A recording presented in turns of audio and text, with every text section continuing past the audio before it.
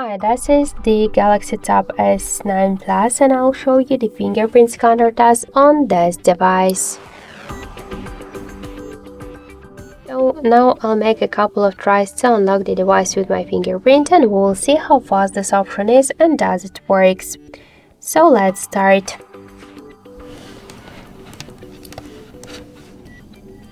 One, two, three, 4, 5. So as we could see, the fingerprint scanner works here fast and correct, and we just unlocked the device successfully without any problems. And we could try this unlock method, but don't forget that the fingerprint scanner is less secure than the passcode to pin code unlock methods.